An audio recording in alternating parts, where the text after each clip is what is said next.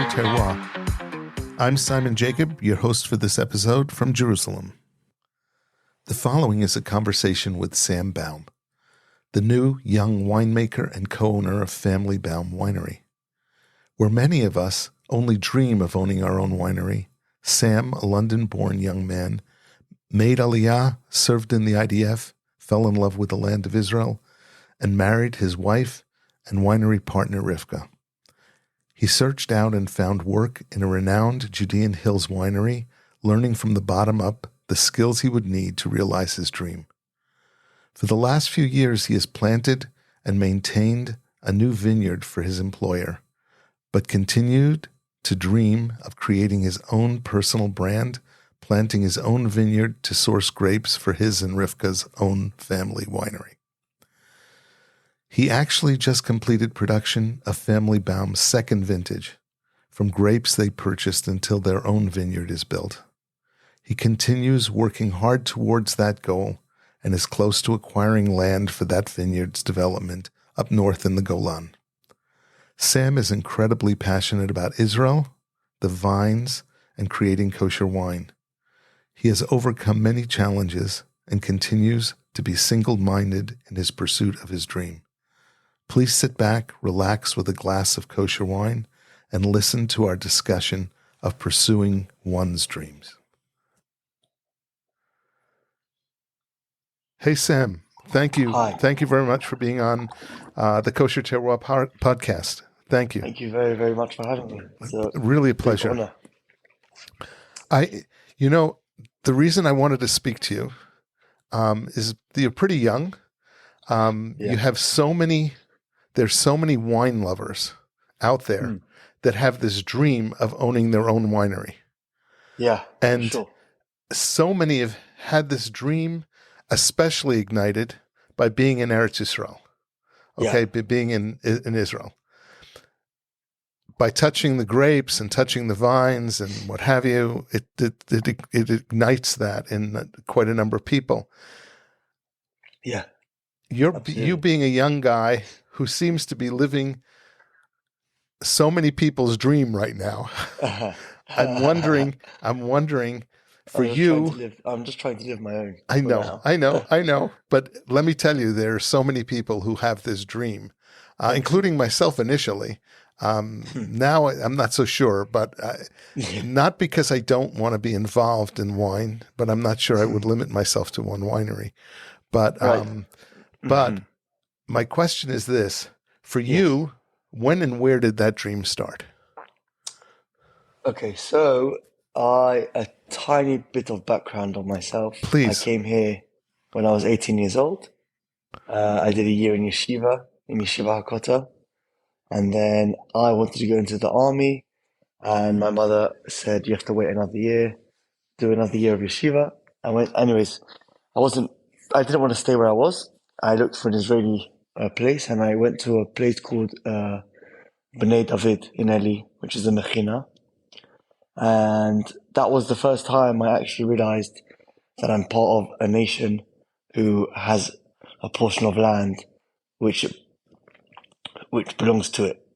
I know that sounds weird because I grew up as a religious Jew in London, but I didn't realize how much of a gap there was between being a religious Jew in Chutz La'aretz and then to feeling the connection that I felt when I came here. Yeah, which was awesome. It's in your hands. It's like it's being in the fishbowl.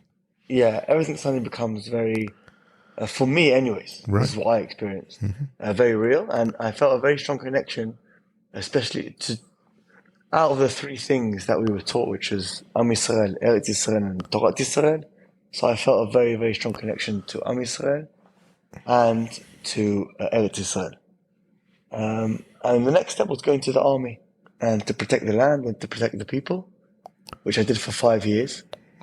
Wow. And as I continued the journey, my plan was to work the land. That was going to be my first step after leaving the army. And then I fell in love with vines. I was down south in a base, and I saw, which I now know of as the vineyards of Nana Winery by Mitzvah Ramon. Wow. There were literal vines coming out of the land. Yeah. Out of the sand. out of the sand, literally out of the sand, Yep. literally out of the sand. And that's when it all started. And I said, okay, well, if I want to work the land, this is how I'd like to work it. And then it has all the bonuses, or I'm not sure if they're bonuses, but it's also kedusha, and it's also something that's involved in all like the special ceremonies of our people. And it's something that has forever been important that we produce it and not other people produce it for ourselves. There's many, many different aspects to wine, which I haven't even touched, the edge of the fork of. So it sort of brought a few things together for me, which was to farm the land, and for it to be wine, and for it to make people happy. And when I left the army, so I looked for a job in the wine industry, or not knowing anyone in the industry. I just looked for a job. So you had no skills. You weren't. Wow. Zero. I knew I wanted to plant a vineyard, and I knew I wanted to make wine, but I didn't know anyone in the industry apart from when I was in the army every weekend trying different wines, or trying to every couple weekends when I left. That was it. That was it. There was no connection to anyone. There was no, let me sort you out with a job or speak to this guy from zero. I went onto a WhatsApp group and I was looking for wineries or vineyards actually that were willing to take people on. And vineyards in the Judean Hills came up, and I went for an interview. I want to go back a little bit because you said you were tasting wines and what have you. Yes. I heard a story that maybe one of the influences was Corky's. Oh my gosh. An Eviatar. Okay, so oh my gosh. Okay, so two influences. I'm actually standing right now in my apartment opposite, which was my first ever table wine. Yep. Which was Isaac's Ram Cabernet Sauvignon. It was probably a 2016 bottle, I'm guessing, when I started. Yeah. And to this day, it's always a go-to bottle for me. Yeah. And number two, when I dated my wife towards the end of my army career, and I'd say we were very lucky that we dated in the year that Corky was open. Wow. And I think 50% of our dates were there. Yeah. And only later on, when my parents-in-law moved to Katamon, and I started going to Kosher Bracha, did I find out that Eviatar was the owner. And almost all the wines I buy to this day, every weekend, are from Eviatar. He's a very special person. He's what I call my playlist person. He's more than an enthusiast. He's becoming an expert in the industry. He's a person who, if you tell him which wines you like, he knows the tastes well enough that he can direct you in such an incredibly great way. I never ever tell him. You just ask him what's cool or varieties that I want. Okay. I tell him what sort of tastes I'm looking for. Yeah. Or what sort of weekend I'm having, and I'll tell him to leave them outside, and I'll pick them up. Yeah. He's a good friend. He's a wonderful person. Really special person. Oh, 100%. Okay. I went for an interview in the winery that I work in, and they said, look, there's no place for you to work in the vineyard. There's no room. Come and work as one of the team to make the wine. So I said, fine, sure. So you were in production then?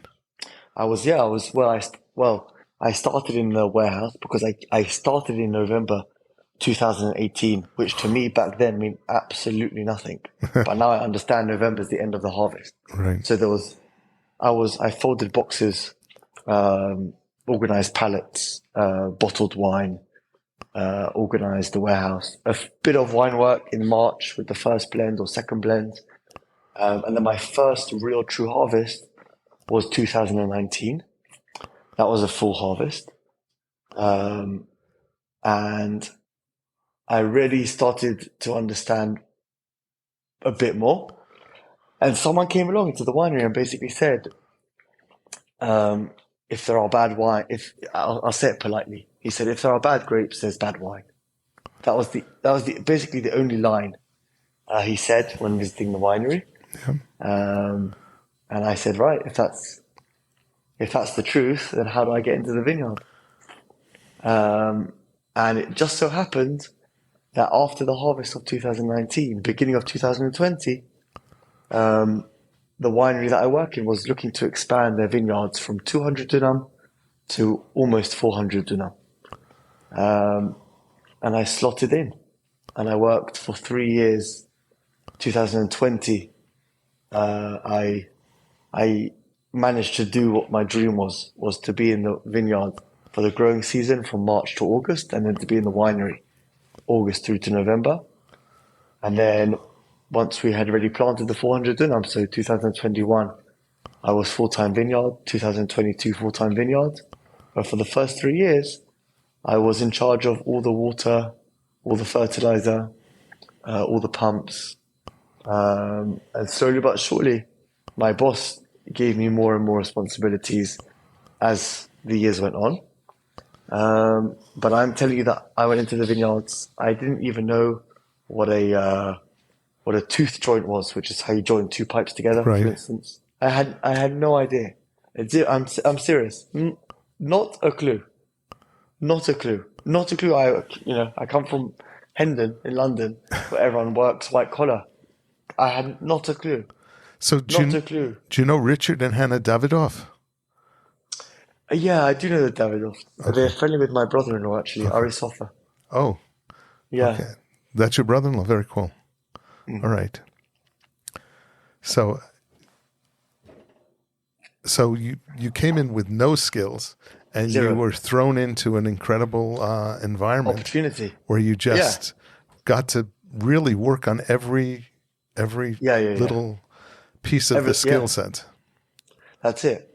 I will forever say when the time will come and I'll be able to branch off, or we will be able to branch off because it's me and my wife who have this small winery for now. Your wife's name is Rifka? Rifka. Yeah, Rifka. Rifka and your son, Lavi. Lavi, and that's a name very close to my heart. Because really? yes, I have a Lavi. I have a son, Wow. Lavi. I have a I have a son-in-law, Lavi, and I also have a grandson named Lavi. So Baruch Hashem, yes. So Lavi is absolutely front and center in our family as far as names it comes are from my. He was called Lavi because my grandfather, who passed away, my dad's dad, Shalom, was called. Well, his English name was Lawrence, but his Hebrew name was Leibel. And Leibel, Yiddish, Hebrew. Yeah. So yeah. Well, actually, my son's name is Lavi Shabtai Marawi. I know. I saw that Marawi. Marawi is an indigenous grape to Israel. So it's actually an awesome grape. There's a number of wineries that are making wine with it. Yeah, Recanati do. Yeah. I've had Recanatis in Marawi. Yep. Yeah, I enjoyed it actually. Very cool. Very cool. So when I left, what happened was the dream was forever. When I joined the winery, although having zero knowledge, and I mean zero, it's not like I had a bit. I had zero. I had said to them that I will work for 5 years, maximum 6 years, and then I'm going to do my own thing. That was my plan. Okay. And then when I started working in the vineyard full time, so I said, wait, how am I going to continue learning about wine? Because they're not letting me back in the winery because I've got too much work in the vineyard. So I said, right, I'll make wine. I'll just make it because I haven't got time to go to school now, or I think for whatever reason, that was my way of going about it. So where did you make wine? So in 2021, it's not luck. It's really the hand of God. That's how I see it anyways. Someone was selling 100%. So someone was selling a complete winery. I'm talking about a crusher, a separator, a press, 3 barrels, vats, gas tanks, the whole lot. An entire, what I'd call a garage winery. the complete. This is a Garagista winery, I guess. I don't know. What winery? Garagista, is that how they call it? Oh, Garagista? Yes. No, Okay. I don't know. I've only ever seen Garage de Papa, which basically means a garage winery. It could be. My father's garage. Yep. And if you know the winery actually in Cantina Galliano, Eli Gutierrez. Yeah. So I just spoke to him yesterday actually, and he started in his grandfather's garage. Yeah. Everybody's got to start someplace. Yeah. So I bought the equipment, and I wasn't quite sure how I was going to go about it, but I had set myself a goal that 2021 was our first vintage. And literally as I was bringing the grapes in, I was building a keter plastic shed around it. The walls were going up at the same time that I was putting the grapes into the vat.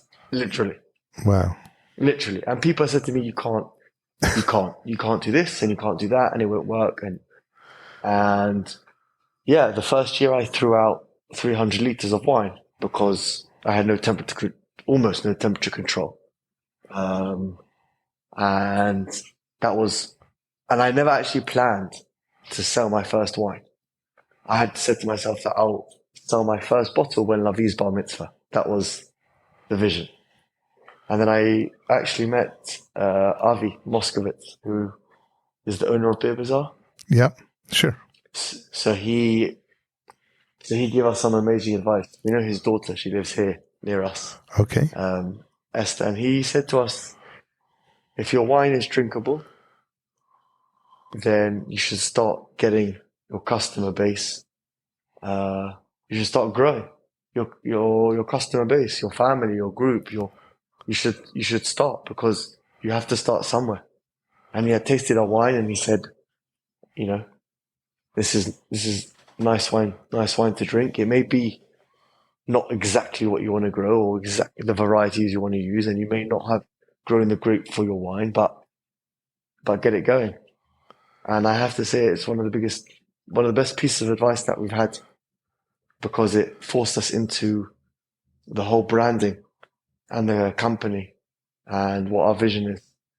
And then the next year, 2022, so we built an insulated shed with an air conditioning, and I did some custom pieces of stainless steel equipment to be able to separate the skins from the pulp, and then some laboratory equipment, and year on year. And this year I'm going to study in Catherine, starting in a month, to improve my winemaking skills. Okay. And I'm currently running 400 dunam in the Judean Hills, which is for now my grape growing skills, which is the main thing. There are so many winemakers that start out making wine rather than growing grapes that I think actually you have an advantage because of your vineyard skills. You have, I really believe you have an advantage because of that. Right. I think, I mean, I hope so. And really, I truly believe, I never planned to increase the quantities of the garage winery that we currently have until I'm bringing in my own grape. Because that's the whole philosophy of the winery. And the reason I am producing the wine I'm making now is because, the ball's rolling. And when I brought out my first vintage, so I said to Rifka, this is it. I mean, we're going to have vintages. Wow. But yeah, I refuse to touch any of the grapes that I grow currently, or the winery that I grow them for, not even one. Because it's just, in my eyes, it's not right. I grow them for a certain winery and I wouldn't want to touch them, but I'm learning just skills of different trailing systems, of goblets, and it will be almost Chinese for some people, but there's different types of trailing system that I use to manipulate the grapes and the vines in certain ways, and I can never learn that anyway, apart from doing it. And I'm just extremely lucky. Do you have any people who have been real mentors to you over time? Yeah, yeah. I'd say first of all, um, I have the the manager of the production team at the winery I work in, because he was the one who enabled me to make the move from the warehouse and winery and winemaking staff over to the vineyard. A guy called Chagai Blitz, and since then I've always taken advice from him. I think he's a very, very wise guy. Um, Secondly, I'd say a person called Avinom Imbar. He was my manager for 4 years. And when he just left, so I have the opportunity now for 2 years to switch him. And I say 2 years because the plan is in 2 years to move to the Golan. But we'll get there, I'm sure. I was with him last night, asking him about my business plan and what he thinks and what changes I should make and how I can make it tighter and more exact. And of course, the family who the winery belongs to. I am extremely grateful to them that they've enabled me to really have a true hands-on learning experience. Yeah, yeah. So What's the draw? I'm extremely grateful to my wife who didn't know what she was getting herself in for, and now is 100% in, which is incredible. I do have a feel for what you were saying about planting, especially planting a vineyard in Eretz Yisrael. I participated in helping to plant a vineyard up in the Shomron. Okay. In a small little winery called Tom. And I just saw that they won loads of yeah. If I'm not mistaken. They won loads of prizes. Yeah, well, Baruch Hashem. So they're very I planted some of the first whites that are just now finally coming up.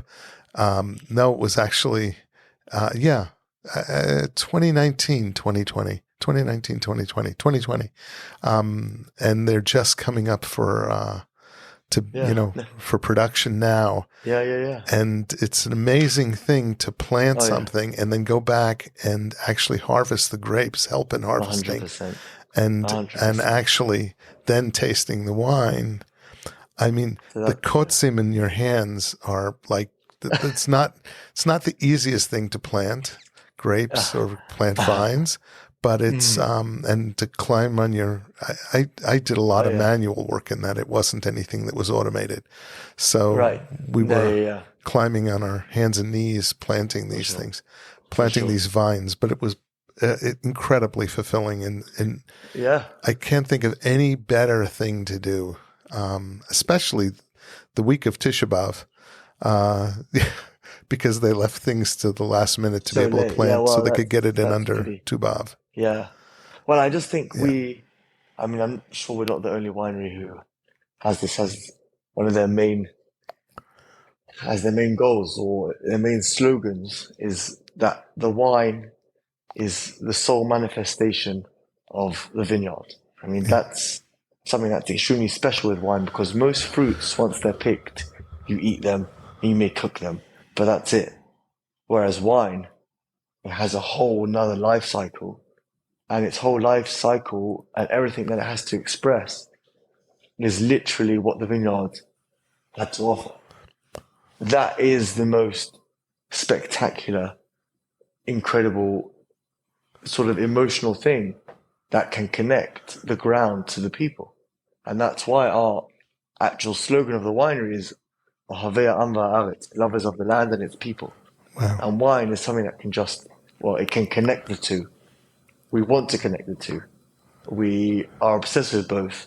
And I don't know of any other industry, maybe being the armed forces, but apart from that you're able to really, protect the land by being on it.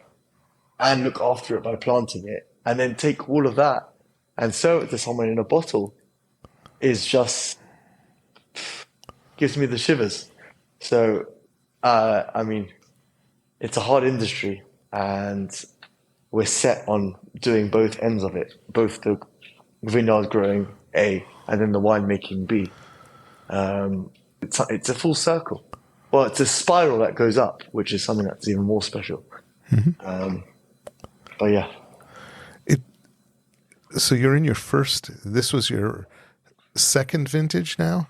Yeah, so now I'm in 2022 is our second vintage. Okay. And we're about to bottle. We're just waiting for the corks to come. And then we'll bottle. It will be a year cycle where it's been in barrels of 114 litres, but old barrels. So the effect of the wood is less for about 8 months.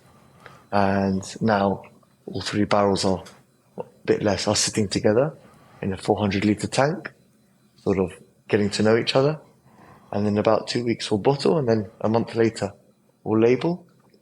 And my vision is for this year is for everyone to be able to get their bottle. Well, we'll hand deliver by Rosh Hashanah, and then for there to be pictures of everyone's Rosh Hashanah table who bought Baum wine with a picture of the bottle on it, and then to create a sort of a community feel and like something special towards the new year, and then the cycle starts again. So this is hopefully, yeah. This is called the Baum Family Winery. Yeah, Family Baum Winery is the name of the winery. I'm sorry, Family Baum Winery. That's okay. That's okay. Family Baum Winery is the name of the winery, and our first wine, our first series, possibly our only series, we'll see exactly how that will develop. Is called Baum. It's a red wine. For now, it's made from Cabernet Sauvignon, from a single vineyard in the Judean Hills. Unfortunately, and this hurts me to say, but I don't grow this specific grape. And yeah, harvested by hand. And everything's done by us here in our back garden in an insulated shed. And everything else is also done by us, the labeling and the wax this year, and the cork and the boxing and the delivery, and a very, very, very personal, or interpersonal look on the business. And I never ever really planned to go huge. I mean, that's not the vision. The eventual vision of the business is to keep it boutique, so that I can, even less than boutique, really. To keep it around the 50,000 bottle mark. So that I can do both sides, also grow and make the wine. And B, so that there can be a real personal touch between the customer and the winery itself. You know, there's a winery in California, a kosher winery in California that does that. Oh, really? Yeah, there is a kosher winery called Four Gates. Okay. And Benyo. Interesting. Benyo, it's in Santa Cruz, California. And Benyo grows and manages the vineyard and does everything himself by hand. I mean, he's got some assistants that come in, but it's very small, and it's very, very good. Really special winery. Wow. Well, I'd love to speak to him. Yeah. If you have any. Yeah, I'll connect you. I'll connect you. Great. He's a very interesting person. He's also very passionate about kosher wine in particular. Oh, really? Yeah. Well, I have a very interesting twist on kosher wine. I don't know if it's a twist, really. Go ahead. One of the things that I think I would like to see happen, or even I'd go even further and say I'd like to make happen. And I already know there's a movement that's trying to make this happen, but I don't think it's yet there. Is the idea that a lot of kosher wine, a lot of Israeli wine, which happens to be kosher, is automatically put in the kosher sections in supermarkets and is never represented as a Middle Eastern wine. And therefore the region and what the region has to offer, although it may not be clear yet of the four, what I think of as the four main regions within Israel, wine growing regions in Israel, is hidden from a lot of wine consumers. And I think we have something spectacular to offer here in such a small country, for very diverse growing areas. And in my eyes, it's it's more than a chaval. It's sort of starving the world of our creativity, of our unique ability to make wines that no one else can make physically, because they don't have our weather or our ground or our soil type or our terroir. And that's something that really sits at the forefront of our Family Baum Winery. Will be eventually to take what we'll grow, make it into wine, and then sell it next to other Middle Eastern wines on a level playing field, and for people to be able to recognize Israel as a region of wine. And I think that's important also for the development of the industry here, and also because, well, I don't think it's very fair to starve the world of what we have. I agree with you very, very strongly. I think it is really moving in that direction, because there are so many smaller boutique wineries that aren't focused on quantity, that are really focusing on quality. It's hard not to chase the dollar. It's very difficult. People are always looking to try to to grow the wineries till they're so large that there's really not a lot of control in them. So it's unusual. Some of the wineries are superb and have incredible controls even at large quantities, but they're few and far between. And I think that the smaller vineyards, or the smaller wineries, especially the ones that are focused on controlling their vineyard and controlling their wine, have a potential to really bring product to market that's going to stand out. And, that's, it will make a huge difference. It'll make a huge difference. Yeah. It's already, there are a number I think it's already happening. I happened to meet, by accident really, I was giving someone a tour of the vineyard. Yeah. Not mine. I don't, people sometimes get confused because not my vineyard. I was giving someone a tour of the vineyard that I work in, and I said this point, and he actually said, well, I used to be the head of the CEO of Royal in America. Yeah. And he said it's something that we've been working on now for the last 15 years. And there's interest and there's actual people want it to happen. So I do believe that if high quality vineyards, wineries, group together from the same region and represent themselves like the quartet in the Judean Hills, I 100% take a shining example from what those four wineries have done. I think it's brilliant. I think it's the right way to address it, and I'd very much like to do the same in the Golan Heights, where we plan, not just me. We plan to go and settle and plant our vineyards in an area called, the estate belongs to Sha'al, which is in the northern part of Ramat Golan. And their fields are in an area called Schech, which is it's in a very unique, almost microclimate of terroir. It's sort of what you'd call a shoulder before the hills that go up to Adam and Marom Golan.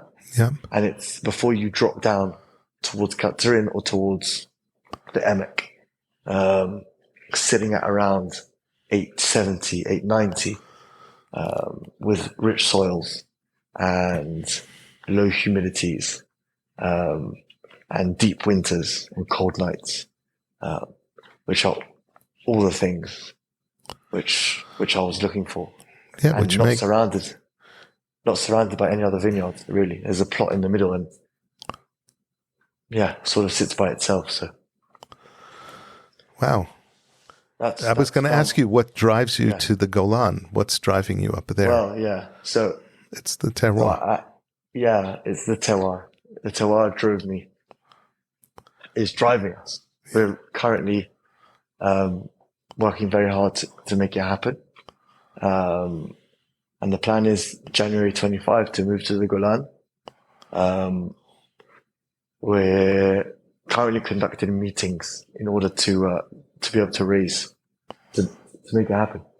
But either way, we're going to move because, as they say, the show must go on.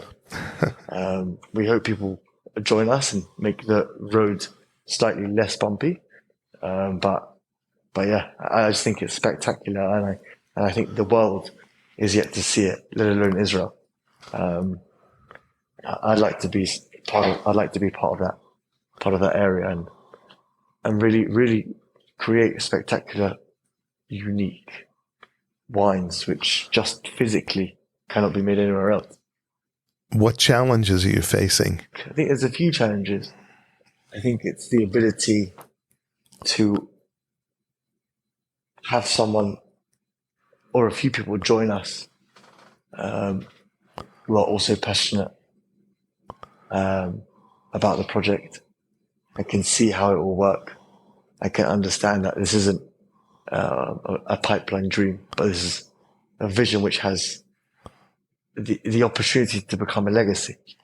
And then moving and uprooting and the unknown. Even when you plant a vineyard, you've still got 3 years till it can give you any fruit. And then once it gives you fruit, that fruit's forever developing. And even if I've been in vineyards when I get there for 8 years or 9 years, every plot is different. Every vine or every few rows are slightly different, different characteristics. And whatever it is I'll choose to plant, there are different clones, and each clone reacts differently to different soils. And I will have to, and I am, start to develop a winemaker's philosophy of how do I want to present or represent the region that I'm in. For now, the idea is for there to be minimal interference, so which is obviously easier said than done. Yeah. But I really... By interference, you mean by who? Interference by yourself? Interference by who? So low-level interference of winemaking really means that whatever the grape gives with almost zero modification. Modifications, alterations to the pulp when it comes in, that's what represents minimum interference, including definitely a drive towards yeasts that are natural, because this is pretty diving in deep. Yeah, no, you can go ahead, go for it. When you use a certain yeast which is being developed, so they're not yeasts that aren't found on grapes. Those yeasts are found on grape skins, but they're usually indigenous to a different region or maybe even to a different variety. And when you use that yeast, it extracts certain flavors out of the grape. It's used because the control of the fermentation is so vital that wineries can't take risks of a fermentation not finishing, or the wine not becoming dry, or certain sugars not being converted into alcohol. So that's why there is a huge variety of different yeasts. However, if you're able to use the yeasts which are in the vineyard, because there are natural yeasts in the vineyard, on the skins of grapes there's yeast. Yep. If you take a bunch of grapes, squash them, and leave them in a warm room, they will ferment 100%. Yep. So you'll really get an honest representation of the land, which is what we're trying to do. People also make modifications with acidity levels in order to, what the vineyard gave isn't necessarily how they wanted to develop the wine. So all these things, they may be small and the modifications may be almost irrelevant, but the minute it's really chemistry. So the minute you make a change, the formulas and the way the wine will react and mature and then age will be different than if you left it completely. So, I'm not into, or I don't believe in just, hoping that it will all be okay. I don't think that's how you can make a successful business. In the end, sustainability can only exist if the company's making money, because otherwise, after a year or two, it just dies. Yep. But it has to go hand in hand. There has to be a real representation in the vineyards, starting in the vineyards, herbicides and fungicides and pesticides and almost minimum uses of all those things in order to let the land and its minerals be available to the plant. I guess it's what you're trying to get out of it, which is what's key.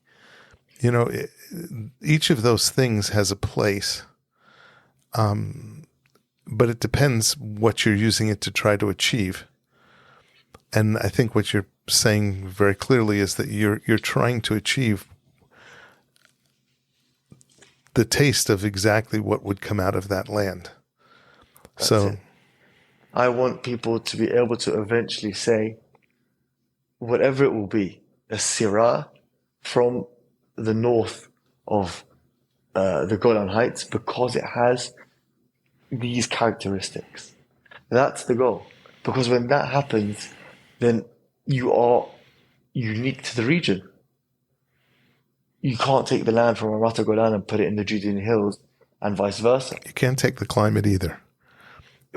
The whole terroir, you can't move it. And if you're making a wine which is true to the region, it's an A-star. Okay. There are people who say that technology is getting too much too much play in wineries and in specifically in vineyards, so that you are getting some variations that you normally wouldn't get because of technology's influence. Have you ever heard that? For instance? Well, there are... Like the manipulation of the vine? Manipulation of vines, manipulation of watering. Interesting. Yep. Because now Netafim, who are, I don't know if I believe they are worldwide, but I don't know if they're one of the biggest companies worldwide. But they have just been allowed, after a 3-year battle, to be able to take a 10-hectare area of a vineyard in Bordeaux and water it. Yep. Which forever was illegal. Yep. Because they believe that it alters the flavors. Yeah. So do I think that's true? I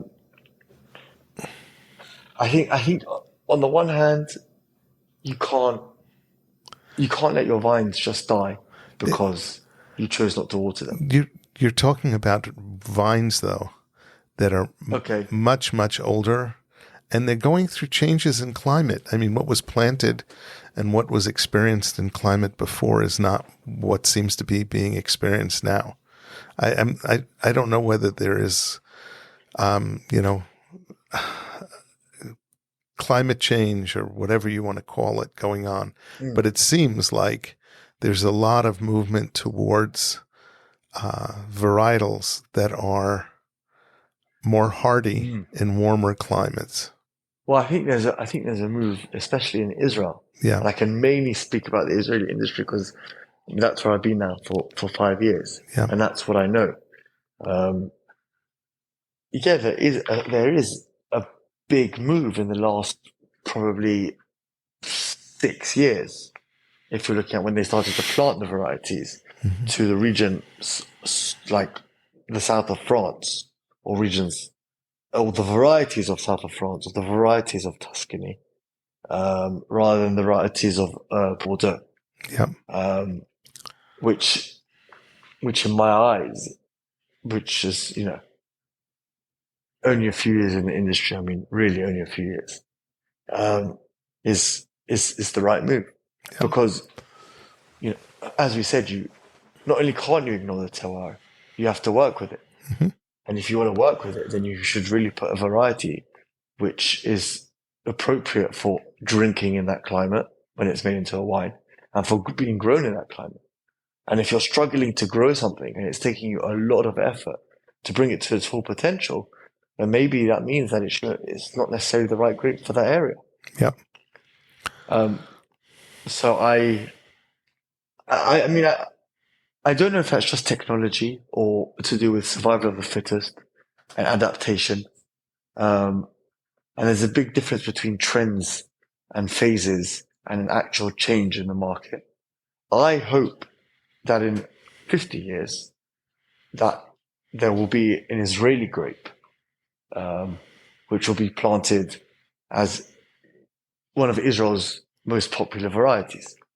But till we get there, I think personally, there's a long time. And it could also be like you have in South Africa, where Syrah, although it comes from the south of France, if I'm not mistaken, is also known to be represented in a very good way in South Africa, or like a Sauvignon Blanc is known to be represented in a very good way, or a different way in New Zealand. So you can have varieties where their flavor profile changes according to the region, and then you have a completely different pronunciation of that variety, which is special to only that region. Do I know which way the Israeli industry will go? No. I don't think they know. I don't think they know. I think they're trying everything. They're trying. I don't think they know. I also don't think to say Israeli is actually fair to say, because what they're growing in the desert, which I just heard something fascinating, is that they did a varietal check of 26 varieties and then they blind tasted all of them.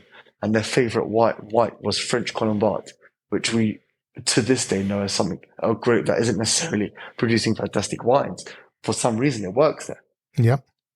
And in the Ramat Golan, people are able to bring Riesling to a high level, whereas it's not happening in the Judean Hills necessarily. So, yeah, the Israeli industry doesn't know, and it's only 30 years old. At least this last wave is only 30 years old, and it will change, and it will change again. So you want to focus on? You want to focus on reds?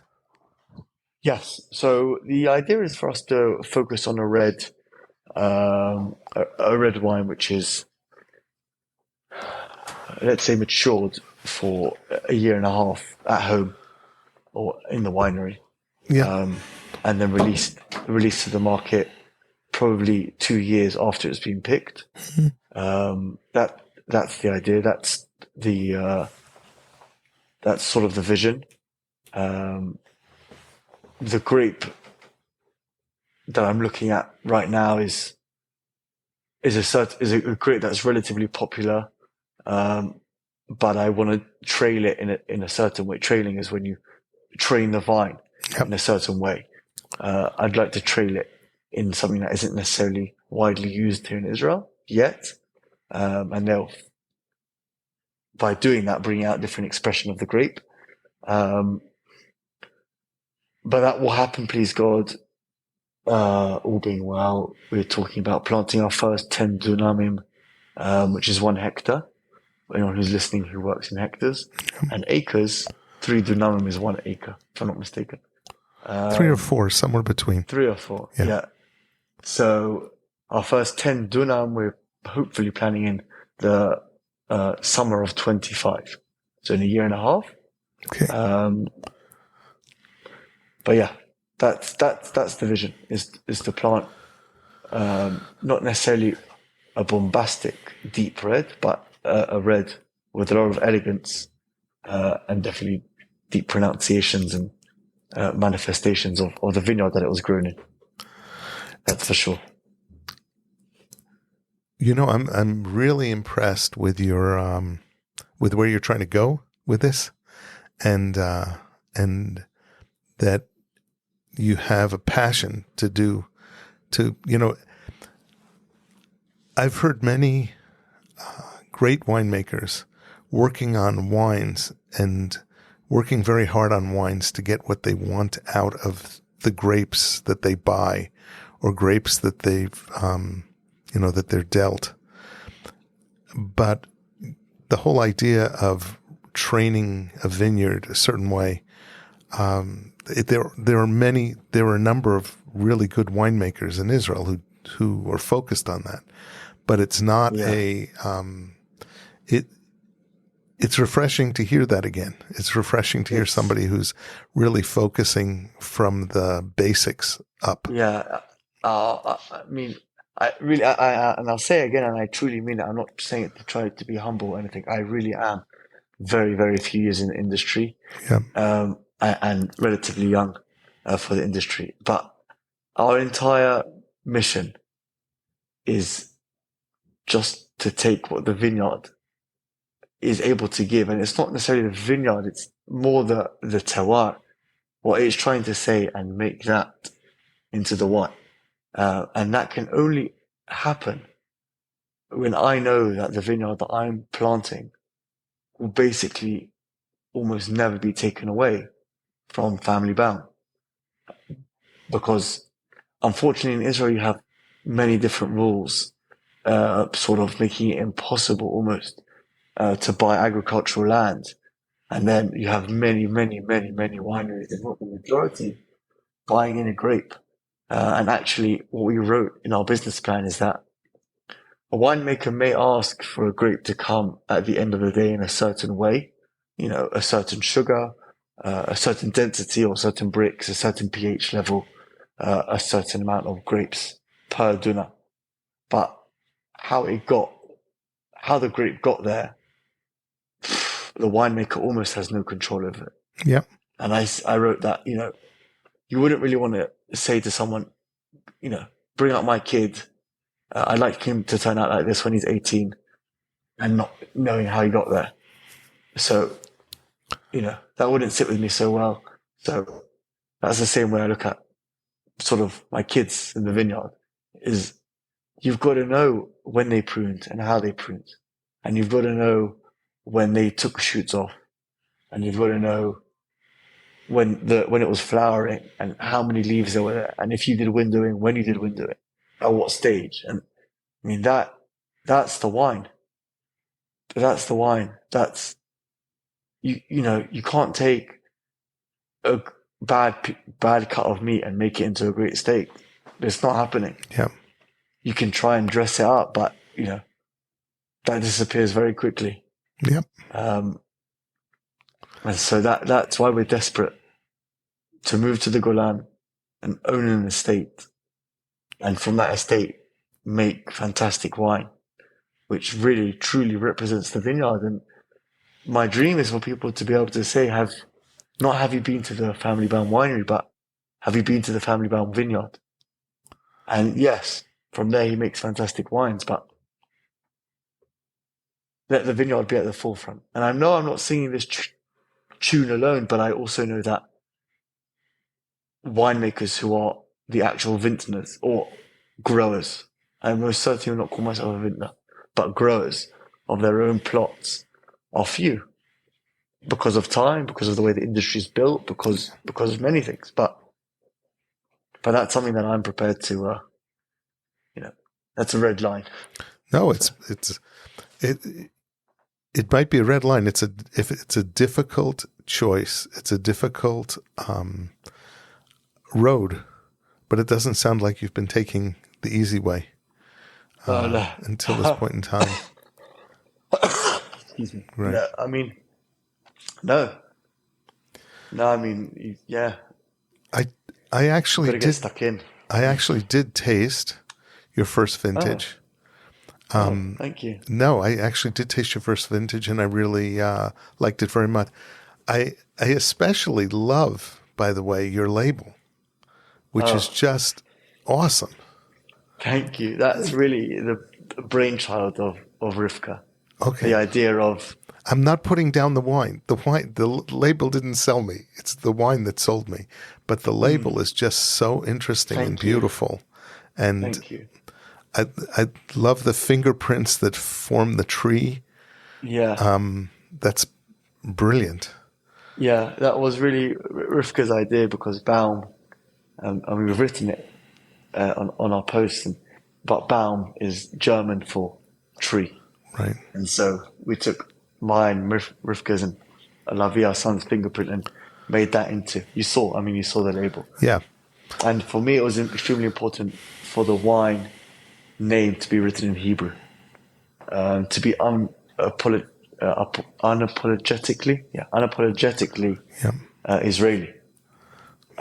Because I don't see Italian wines or writing, their wines in English, or I don't see their letters are English, but other wines from other regions, I don't see them being apologetic and trying to deny the area that they've been in. And so therefore, for me, it was extremely important that the wine itself was in Hebrew letters and in biblical Hebrew letters, because it's the roots that are important. And Rifka developed the entire label and the passage from Amos 9, which is behind it, of our return. And we've added a few features to this year to the bottle to make it that much more unique and for you to be able to spot a bottle of Baum from far away. So I'm looking forward to people seeing that and getting it. And I hope forever that people will feel a real true connection to the winery, and not because I want to make sales, because I really want there to be a true sort of family feel. One of the things I got from that label, which was so interesting, and it probably resonated with me because I am an immigrant to Israel. My family's from all over the world. And most of the country. What? Yeah, most of the country. As is most of the country. We're returning Jews. I always felt like, hey, when I landed here, I said, okay, Kadosh Baruch Hu, I'm one of your witnesses now. When you go to Avram Avinu and say you're going to bring back his people from all over the world, hey, I'm here, and I'm willing to be a witness. And that label got Galut in it on one side with the name, but Kedusha, especially with the scripting and everything else. That's such a cool thing. Wow, if you got that, then our mission of the label was complete, because that's exactly what we were trying to do. Exactly. Wow. We were trying to bring the idea of the return of the Jewish people to their homeland, to their roots. A German name written in Hebrew letters with a family tree. You got it. It worked. No, so, thank you. It's beautiful. It's beautiful to see that, and it's beautiful to see it, to hear it, and I look forward in the future to sit down with you and to share a bottle. So do I. And yeah. God. So thank you very much for your time. No, thank you. Thank you for being on the podcast, and it's a real pleasure to be on it with you. I really appreciate it. Okay. Thank you. All right. Thank you. My pleasure. Shalom u'bracha.